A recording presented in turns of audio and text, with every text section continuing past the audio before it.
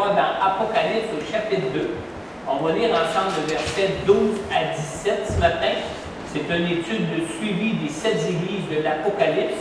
Une étude que j'ai commencée il y a quelques mois, que je donne régulièrement à mon ami, mais seulement sporadiquement ici à l'église, parce que je vais ici à l'église seulement qu'une fois par mois. Alors, cette semaine, on va regarder l'église de Pergame qu'on trouve dans Apocalypse au chapitre 2, les versets 12 à 17. L'objectif que le Seigneur avait mis dans mon cœur, le but que le Seigneur m'avait donné de viser dans mon cœur concernant cette étude suivie sur les 7 églises du livre de l'Apocalypse, était en vue de nous préparer à l'enlèvement qu'on sait qu'il va avoir lieu un jour où Dieu va venir chercher son Église. Le Seigneur lui-même va venir chercher son Église, où un jour on va être élevé au ciel, littéralement à sa rencontre sur des nuages dans les cieux, à la rencontre du Seigneur Jésus, pour par la suite assister aux noces de l'agneau avec lui et revenir sur terre au moment de son retour avec lui plus tard, éventuellement, selon le plan de Dieu qu'on trouve dans la Bible concernant la révélation de Dieu pour ce monde. Amen. Alors, Apocalypse au chapitre 2. On va lire dans les versets 12 à 17. On lit ici. Écrit à l'ange de l'église de Pergame.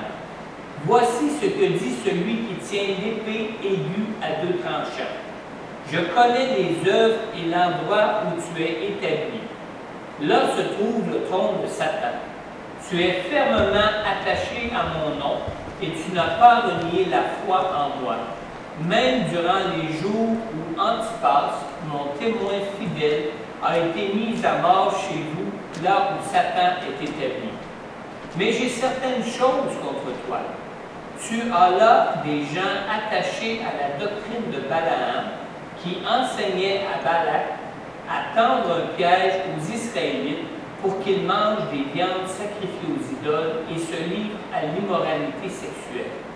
Ainsi, toi aussi tu as des gens attachés de la même manière à la doctrine des Nicolaïtes.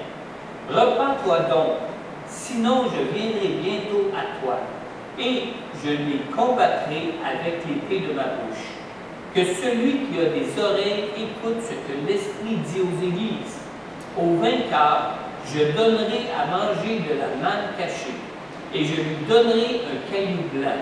Sur ce caillou est écrit un nom nouveau que personne ne connaît, si ce n'est celui qui le reçoit. Prenons un temps de prière avant d'entendre ce message de la parole de Dieu. Père éternel, merci pour ta parole.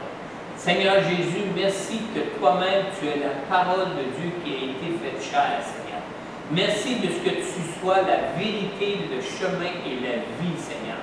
Seigneur, merci aussi de ton esprit que tu nous as donné, Seigneur Dieu, qui peut rendre vivante cette parole dans mon cœur, qui peut ouvrir notre intelligence pour bien recevoir, Seigneur Dieu, tout ce que tu nous prescris dans la révélation de ta parole, Seigneur Dieu, de cette parole qui est la vérité et qui peut nous rendre libres dans nos vies, Seigneur. Seigneur, que ton Saint-Esprit réside maintenant sur chacun de nous, que ton Saint-Esprit, Seigneur Dieu, éveille notre esprit à ta parole, Seigneur Dieu, et que ton Saint-Esprit nous ouvre notre intelligence afin de bien comprendre et recevoir ce message de ta parole pour nous, Seigneur, afin que nous soyons, Seigneur Dieu, préparés et prêts à ton retour, Seigneur Dieu, où ce que tu viendras nous enlever pour nous prendre avec toi dans le ciel, Seigneur. Dans le nom puissant de Jésus, Père, nous t'avons prié. Amen. Amen. J'ai intitulé ce message ce matin « Une Église sans compromis ». On vient de lire dans le verset 12, nous venons de lire « Écrit à l'ange de l'Église de Pergame. Voici ce que dit celui qui tient l'épée aiguë à 2 tranchants. » Alors vous savez, notre Dieu, le Seigneur Jésus, est celui qui s'est séparé avec précision le bon d'un côté avec le mauvais d'un autre côté.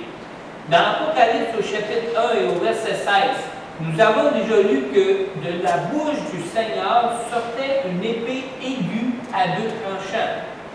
Et notre passage de ce matin, dans notre passage de ce matin, au verset 16, ça nous dit aussi, « Repens-toi donc, sinon je viendrai bientôt à toi et je les combattrai avec l'épée de ma bouche. » Alors, la parole de Dieu est comme une épée aiguë à deux tranchants.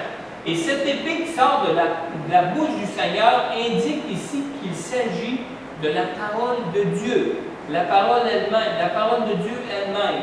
On lit dans Hébreux chapitre 4, dans les versets 12 et 13. On lit ici, « En effet, la parole de Dieu est vivante et efficace, plus tranchante que toute épée à deux tranchants, pénétrante jusqu'à séparer âme et esprit, jointure et moelle. Elle juge les sentiments et les pensées du cœur. Aucune créature n'est cachée devant lui.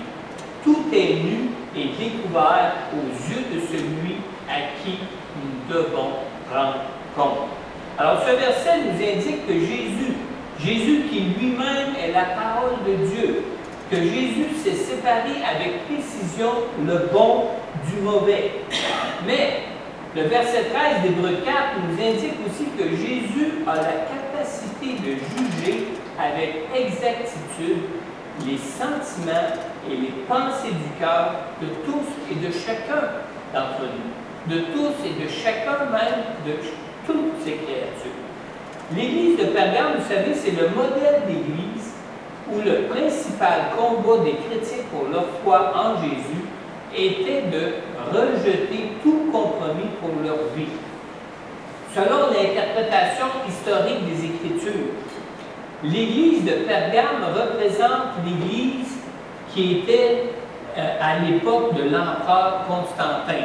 Je pense qu'ici au Québec, on connaît tous à peu près cette histoire de l'Église de l'époque de l'empereur Constantin.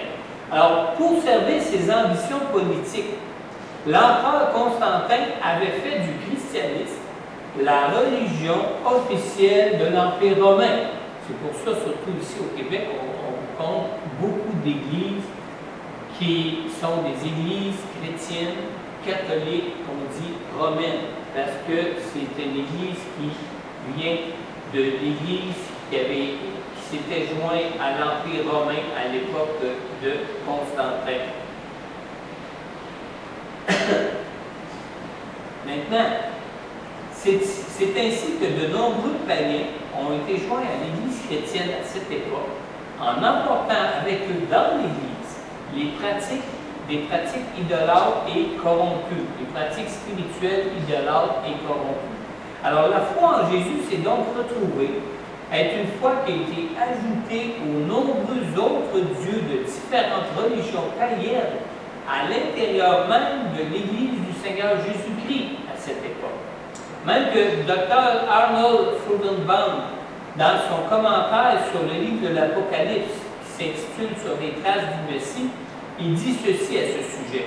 Il dit « Comme la vie civile et la vie religieuse étaient en ce temps presque confondues, si des croyants acceptaient de prendre certains engagements sur le plan social, cela engendrait forcément des pratiques païennes, ce qui a apparemment été le cas de nombreux croyants à cette époque-là, à l'Église de Pergame. Alors, en permettant en profusion l'intrusion de croyants religieux non convertis à Jésus dans l'Église de Pergame est arrivée à devenir même un milieu qui devenait un milieu hostile même à Christ, hostile même à Dieu. Et cette proximité avec le monde à l'intérieur même de l'Église causait une grande influence sur l'Église et même sur les vrais chrétiens de l'Église. Alors, cette influence était telle que même plusieurs des vrais chrétiens sont arrivés jusqu'à se livrer à des vies de débauche comme celles des gens du monde. L'influence allait même jusqu'à emmener les vrais chrétiens à penser qu'ils pouvaient quand même bénéficier de la grâce de Dieu offerte en Jésus malgré leur vie de débauche.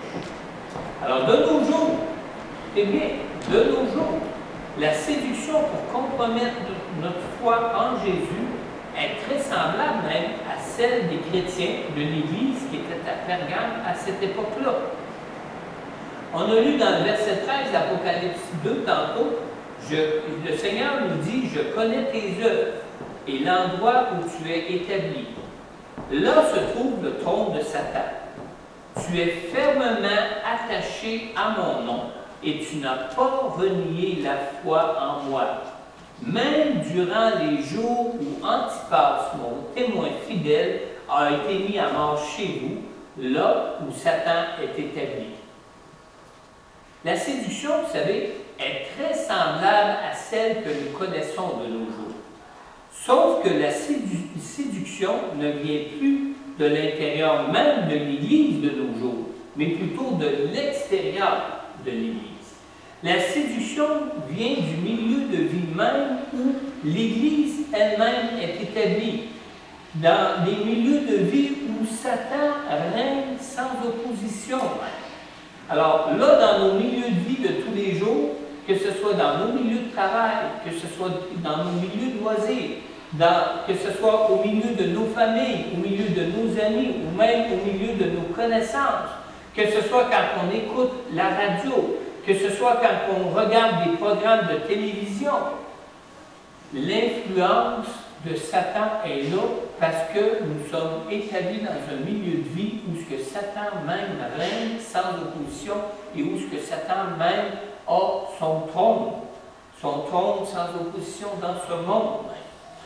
Alors, de nos jours, ce n'est pas de fréquenter l'Église qui augmente le risque de compromettre notre foi, surtout pas dans une Église réformée comme les Églises évangéliques que nous sommes de nos jours maintenant, mais le risque vient plutôt de notre négligence même, de participer à nos Églises.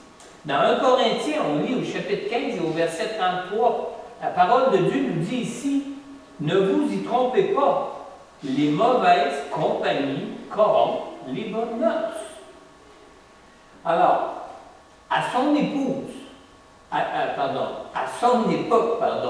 pour assurer la prospérité de l'Empire, Constantin a christianisé tous les citoyens en faisant du christianisme la religion d'État. De nos jours, on cherche plutôt à exclure de la société toutes les valeurs chrétiennes pour plutôt faire place à des pratiques de vie que le Seigneur lui-même condamne. Amen. Alors, le rejet des valeurs chrétiennes au sein de notre société se révèle être encore plus puissant pour nous amener à compromettre notre foi en Jésus que l'était même l'intrusion des pratiques païennes dans l'Église à l'époque de Constantin. Et vous savez pourquoi? Bien, simplement, c'est qu'aujourd'hui, notre participation avec le monde qui nous entoure est devenue plus importante de nos jours que notre participation même à l'Église.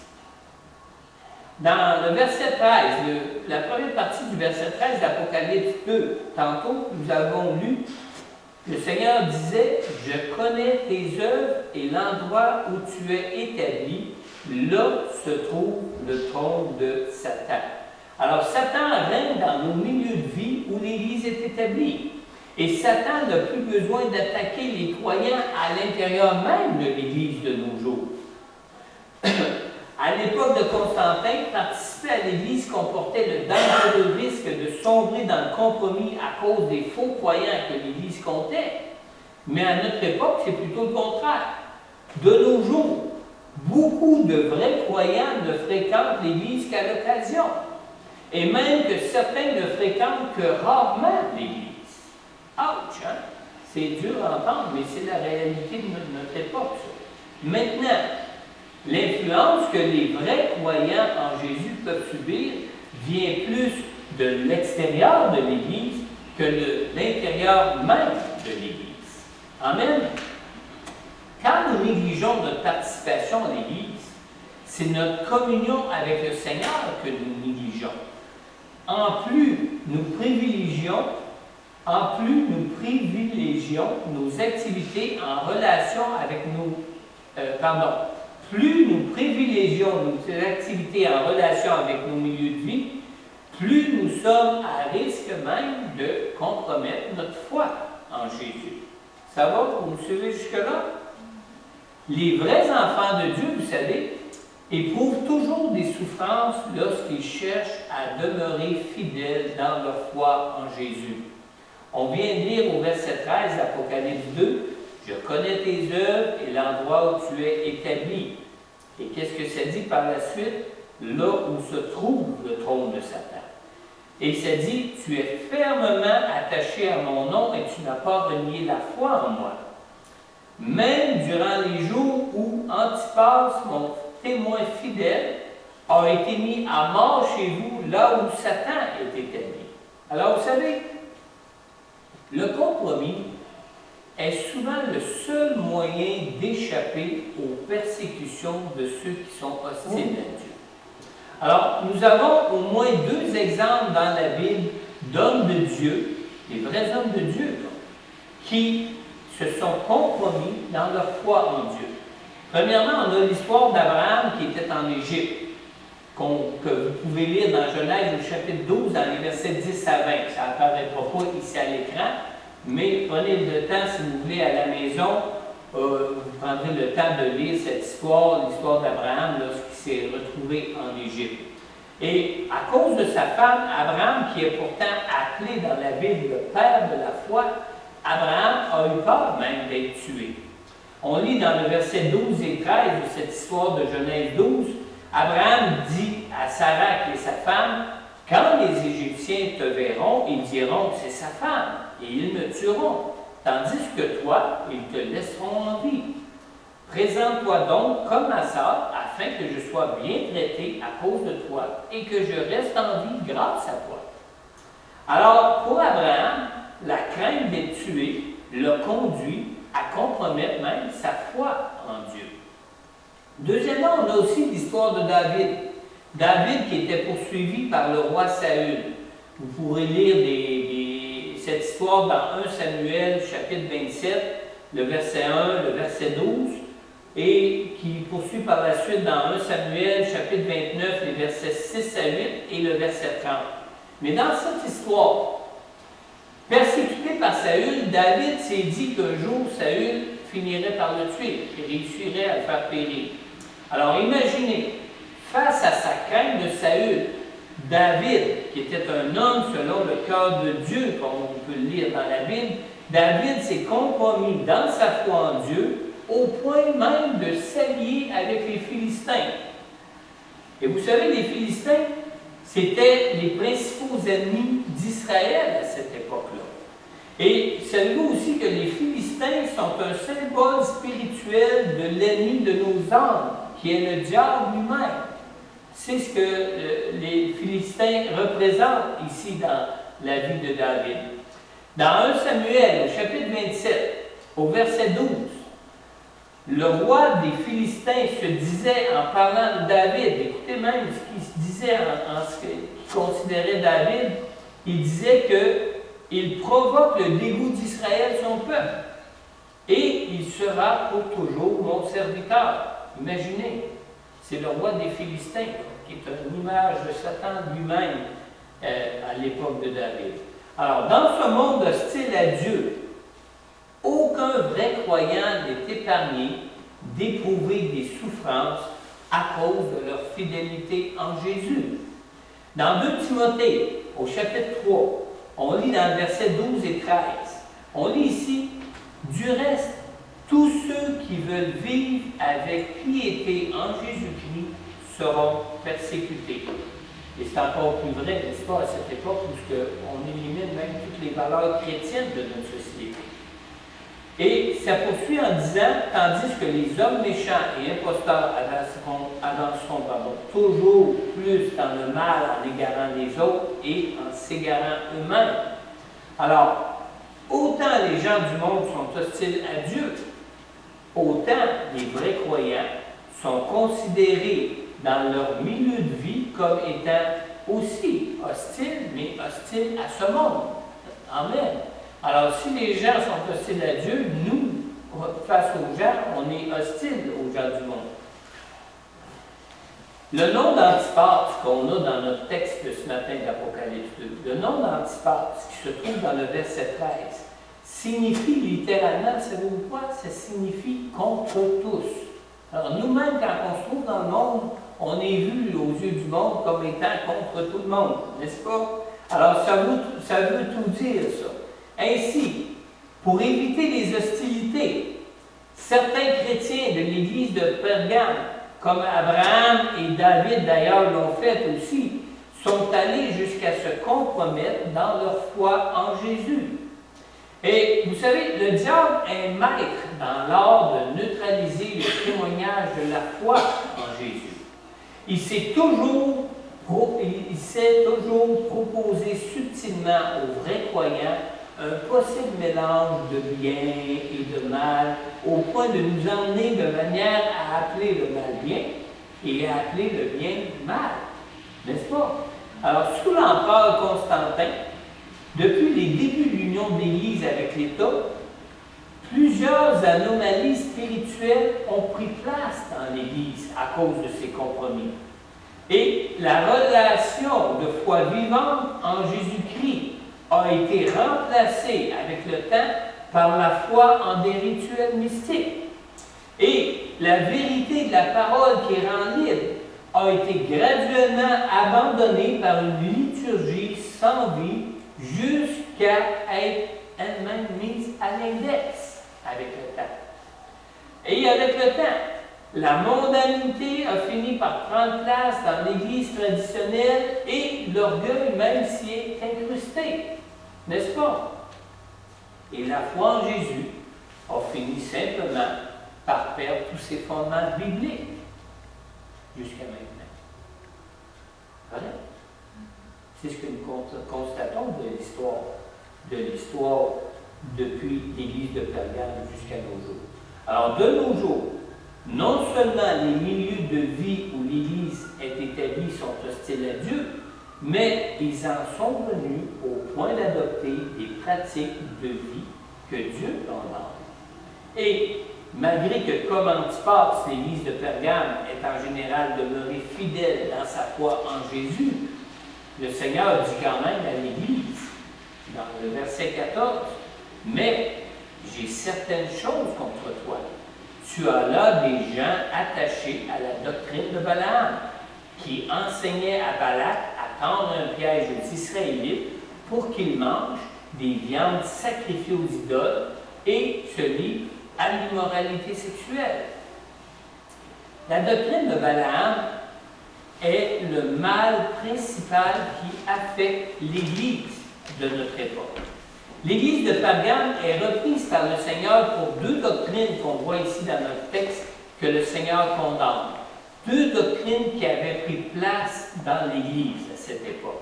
Premièrement, la doctrine de Balaam et deuxièmement, la doctrine des Nicolaïtes. Et bien que ce soit deux doctrines différentes, les deux sont similaires dans leur finalité. Ça veut dire qu'en bout de ligne, l'une comme l'autre apporte les mêmes problèmes. En ce qui concerne la doctrine des Nicolaïtes, on l'a déjà vu dans l'église d'Éphèse, les faux enseignants disaient que l'on pouvait vivre dans la licence tout en bénéficiant de la grâce que Dieu nous offre en Jésus. Et on pourra la voir éventuellement dans l'église de Thyatire, où ce que nous verrons que ceux qui croyaient en cette doctrine allaient jusqu'à dire qu'il fallait même vivre dans la débauche pour connaître véritablement la grâce de Dieu dans nos vies. Ça, c'était vraiment pousser les choses loin. Hein? Mais ce qui rendait surtout sournois ces deux doctrines, c'est que ceux qui s'y livrent sont séduits par cette pensée qui dit « bah, c'est pas si grave que ça, c'est pas si grave ». Alors, de vrais chrétiens en arrivent donc à dire « ce n'est pas grave », comme si c'était quelque chose qui était tout à fait normal de nos jours. Alors, de se livrer au plaisir du monde, comme l'a fait le fils prodigue qui s'est livré à la débauche, vous pourrez lire cette histoire-là dans Luc 15, dans les versets 11 à 21, et d'avoir des relations sexuelles hors mariage, comme Samson qui s'était aguiché d'amour pour une prostituée, que vous pourrez lire aussi cette histoire dans Juge au chapitre 16, versets 1 à 21. De vrais chrétiens finissent ainsi par plonger dans le compromis et se retrouver spirituellement loin de Dieu, comme l'ont été le fils prodigue et Samson.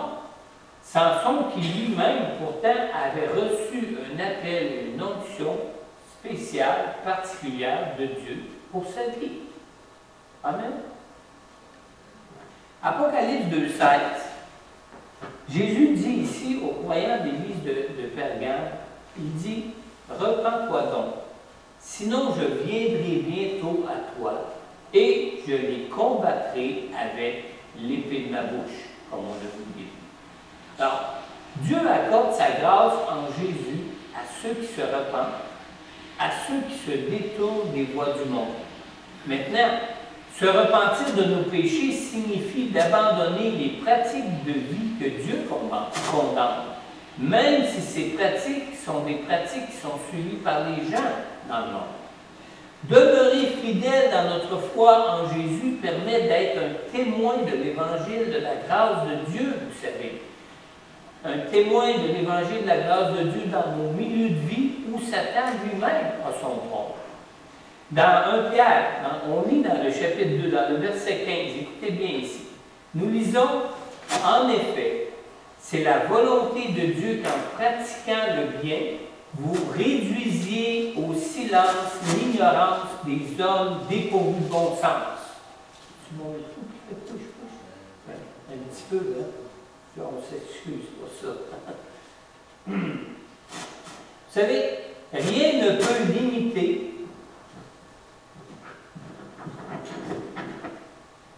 peut limiter le pouvoir de séduction de Satan dans ce monde, sauf une chose.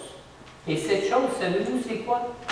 Cette chose, comme on vient de le lire dans 1 Pierre 2,15, cette chose est de marcher en toute fidélité dans notre foi en Jésus. Comme ça dit dans 1 Pierre 2,15, qui dit que c'est la volonté de Dieu qu'en pratiquant le bien, qu'on réduise au silence ceux qui sont dépourvus de bon sens. Dans Apocalypse 12, on lit au verset 11, dans la première partie du verset 11, en parlant de Satan, on lit ici, ils l'ont vaincu grâce au sang de l'agneau et grâce à quoi? Grâce à leur parole de leur témoignage. Alors vous savez, dans nos milieux de vie de ce monde, dans ces milieux de vie où le mal est appelé bien et que le bien est appelé mal, dans ces milieux de vie où le témoignage de notre foi en Jésus n'est souvent même plus écouté, une pratique de vie conforme aux valeurs de la foi chrétienne devient elle-même un témoignage qui éclaire ceux qui sont aveuglés par les séductions de l'ennemi de nos âmes. Amen. Alors, la doctrine de Balaam, vous savez, c'est une doctrine de compromis. L'impudicité et la débauche ne sont même que des histoires de compromis. Dans 2 Corinthiens, dans le chapitre 6, dans le verset 14 et 15, la parole de Dieu nous dit « Ne formez pas un attelage disparate avec des incroyants. » En effet, quelle relation y a-t-il entre la justice et le mal? Ou qu'y a-t-il de commun entre la lumière et les ténèbres? Quel accord y a-t-il entre Christ et le diable? Ou quelle part le croyant a-t-il avec l'incroyant? C'est la parole de Dieu ici là, qui nous parle. Vous savez, Balaam a suggéré aux Moabites d'envoyer leurs jeunes filles séduire les jeunes hommes d'Israël. Et ces hommes se sont ainsi compromis dans leur foi en allant jusqu'à adopter leurs croyances idolâtres et leurs pratiques de vie immorales. Alors, vous connaissez peut-être l'histoire du livre l'histoire de Ruth, dans l'histoire de Naomi. Dans l'histoire de Naomi et de ses deux belles-filles, il y a une différence entre Ruth et Orpa, les deux belles-filles de Naomi. Deux belles-filles qui étaient toutes deux des Moabites. Orpa est restée attachée à son peuple et à ses dieux, alors que Ruth, elle, s'est attachée à sa belle-mère Naomi et au Dieu d'Israël. Et ça a fait toute une différence, vous savez. Ruth, la Moabite, est donnée même en exemple pour être entrée dans le plan merveilleux que Dieu voulait pour elle. En s'attachant au Dieu d'Israël, le Dieu de la promesse, Ruth est devenue l'arrière-grand-mère du roi David, de la lignée même de Jésus, le Messie qui devait être envoyé par Dieu.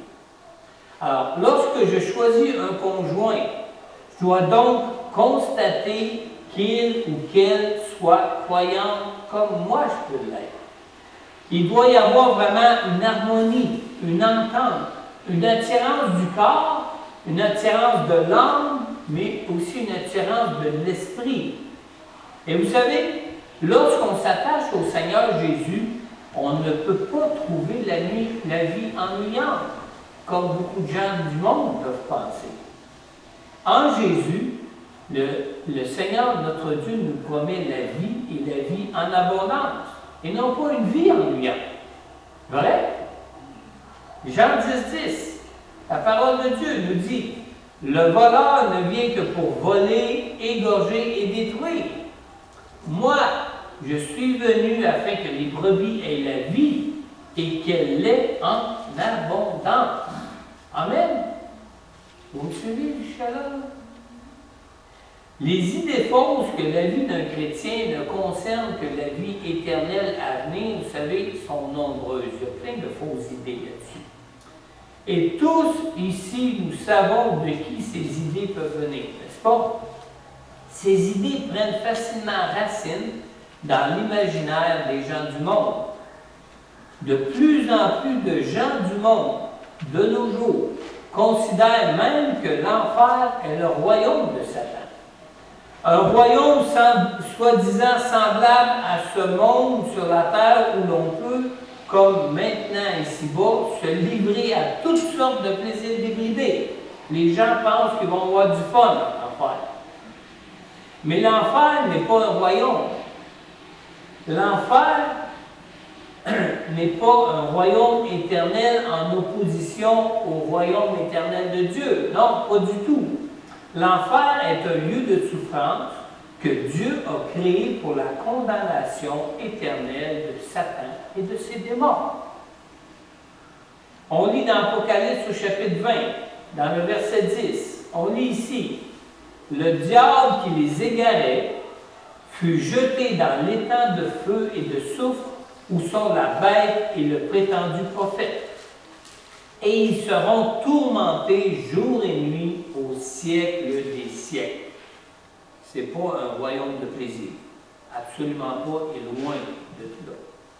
Malheureusement, tous ceux qui auront rejeté les vérités des paroles de vie de Dieu et qui auront rejeté Dieu et l'œuvre de sa grâce de pardon en Jésus-Christ, malheureusement, ils seront aussi condamnés à y passer l'éternité. Par ailleurs, ceux qui auront eu l'amour de la vérité pour placer leur foi dans les promesses de vie de Dieu pour eux, seront sauvés pour une vie éternelle d'abondance. Et croyez-moi, ça ne sera pas ennuyant. On ne sera pas sur un nuage à jouer de la harpe comme il y en a qui s'amusent à dire. Non, absolument pas. On va avoir une vie qui va être une vie d'épanouissement continuellement et éternellement. Amen. Apocalypse 2,17 nous dit que celui qui a des oreilles écoute ce que l'Esprit dit aux églises. Au vainqueur, je donnerai à manger de la manne cachée et je lui donnerai un caillou blanc. Sur ce caillou est écrit un nom nouveau que personne ne connaît, si ce n'est celui qui le reçoit. Vous savez, la manne cachée est l'image d'une place particulière que Dieu réserve dans le ciel à ceux qui auront cru en Jésus et en sa parole. Quand Jésus a institué la Sainte Seine, le soir avant son arrestation pour être crucifié et pour mourir à la croix pour le pardon de tous, Jésus a déclaré quelque chose d'étonnant. Dans Matthieu au chapitre 26, au verset 29, écoutez bien, Jésus a dit, « Je vous le dis, Je ne boirai plus désormais de ce fruit de la vie, jusqu'au jour où je le boirai nouveau avec vous dans le royaume de mon Père. Alors, la réalité de ce vin nouveau dépasse la réalité terrestre et les réalités physiques de tout ce que nous pouvons connaître même présentement. Notons bien les quelques mots de Jésus qui dit « J'en boirai du nouveau avec vous ». Alors, c'est donc qu'il nous attend pour en boire avec nous. Jésus nous attend. Il n'en boit pas, là. Pas plus que nous, on peut trouver la vie des fois ennuyante ici. Jésus lui-même est dans nos combats avec nous présentement dans nos vies et lui-même ne boit pas de vin nouveau tant que nous ne serons pas avec lui pour goûter de ce vin nouveau. Alors, quand Jésus, vous savez, quand Jésus dit que sa chair est une nourriture, que vous pourrez lire dans Jean 6, 52, qu'on n'aura pas à l'écran présentement ce matin, il faut bien sûr le comprendre comme une parole spirituelle, le comprendre comme spirituellement. Spirituellement, cette nourriture est comparée par le Seigneur lui-même à la manne que le peuple d'Israël a mangée dans le désert, qui réfère dans Jean chapitre 6 au verset 63, que vous pourrez lire aussi plus tard chez vous, que vous pouvez prendre en note. Et le terme manne traduit l'expression manou. Manou qui est une expression qui veut dire qu'est-ce, ou en bon québécois on dirait que c'est ça. Hein?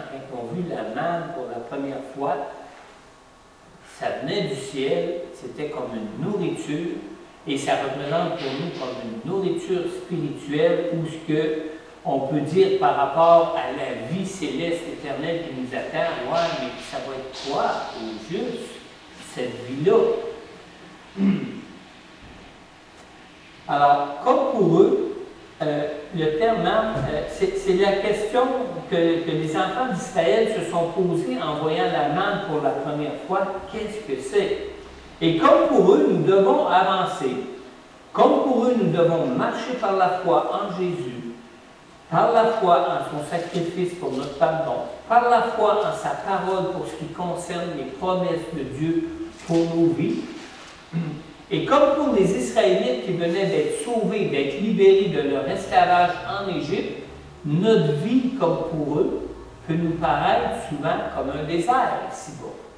Mais comme pour eux, même au milieu de nos déserts, le Seigneur marche avec nous. Le Seigneur est présent avec nous tout au long de notre vie ici-bas, jusqu'au jour où nous boirons du vin nouveau au ciel avec lui. Amen. Alors ce matin, alors que nous parlons de ces déserts que nous pouvons traverser ici-bas dans nos vies de chaque jour, as-tu déjà invité Jésus à être le Sauveur et le Seigneur de ta vie? Es-tu souvent confronté à la tentation de te livrer au plaisir coupable de ce monde? Es-tu souvent tenté de conduire ta vie comme si Dieu n'existait même pas, comme le font les gens du monde? Ou est-ce simplement l'influence des attraits de ce monde qui te retient d'inviter Jésus à venir prendre la place qui lui revient dans ton cœur? Tu sais, dans Jean 3,16, la parole de Dieu nous dit, en effet, Dieu a tant aimé le monde qu'il a donné son Fils unique, afin que quiconque croit en lui ne périsse pas, mais qu'il ait la vie éternelle. Alors tu sais, Jésus t'aime. Et dans son amour pour toi, Jésus est venu pour prendre sur lui à la croix toutes les souffrances que tes propres péchés peuvent te causer dans ta vie maintenant et pour la vie éternelle à venir. Alors ce matin, je veux t'inviter à recevoir le salut que Dieu t'offre à toi en Jésus pour ta vie maintenant et pour la vie éternelle à venir. Est-ce qu'on pourrait aller chercher ces vies, s'il vous plaît? Alors Dieu t'offre en Jésus non seulement le pardon gratuit pour tes péchés, mais il t'offre aussi de devenir un enfant de Dieu. Jésus est venu payer pour toi le prix pour te racheter de tes péchés et pour faire de toi un enfant de la famille de Dieu. Ainsi, ce matin, alors que nous nous tenons présentement dans la présence même de Dieu, si tu veux recevoir Jésus comme ton Sauveur et comme Seigneur de ta vie, je t'invite simplement à adresser cette prière au Seigneur avec moi. Père Céleste, je crois en ton amour pour moi. Et je crois que tu as envoyé ton Fils Jésus pour que je sois pardonné et sauvé de tous mes péchés. Seigneur Jésus, je crois dans ton amour pour moi. Tu as porté à la croix les souffrances pour tous mes péchés. Je reconnais que je ne peux me libérer moi-même de cette nature de pécheur qui domine mon esprit et mes pensées et dont mon cœur est rempli, Seigneur. Je t'en demande pardon, mon Dieu. Mais Seigneur Jésus, je t'ouvre maintenant tout mon cœur. Je te prie, Seigneur, d'entrer dans ma vie maintenant. Père Céleste, merci de me pardonner de tous mes péchés. Je te remercie, Père, pour ton Fils Jésus qui est mort pour moi et que tu as ressuscité d'entre les morts dans ton amour pour moi. Amen. Alors, si ce matin tu as adressé cette prière à Dieu pour recevoir Jésus dans ton cœur maintenant, je te demande d'avancer ici à l'avant pour que je puisse prier pour toi. Si tu es de ceux ou celles qui ont écouté ce message en ligne, n'hésite pas à prendre contact soit avec moi, soit avec Pasteur Corneille, selon ce que tu préfères, pour que l'on puisse aussi prier pour toi. Aussi, si tu es de ceux ou de celles qui avaient déjà fait cette prière auparavant dans cette vie, mais que tu ressens ce matin le besoin de te repentir pour t'être livré à des compromis dans ta vie, peut-être pour t'être laissé tenter à te livrer aux séductions de ce monde, et peut-être chercherais-tu ce matin à être délivré, libéré de ce pouvoir séducteur qui réussit à t'entraîner loin de Jésus et de sa grâce pour ta vie. Ou peut-être même crains-tu ce matin d'être rejeté et d'être persécuté par les gens de ton entourage à cause de ta foi en Jésus. Alors, si c'est ton cas ce matin, je t'invite aussi à t'avancer ici en avant. Pour ceux qui sont en ligne, je vous invite à prendre du temps de prière pour en parler avec le Seigneur et pour être à l'écoute du Seigneur, du Saint-Esprit de Dieu qui vit dans ton cœur. Et pour les autres qui sont ici ce matin, je vous demande simplement d'avancer pour que je puisse aussi prier pour toi. Alors, durant que Sylvie va nous conduire dans ce dernier chant de louange et d'adoration, si vous aimeriez vous avancer ce matin pour que je puisse prier ensemble et que je puisse prier pour vous, simplement vous avancer, je vais prendre le temps pour vous. Amen.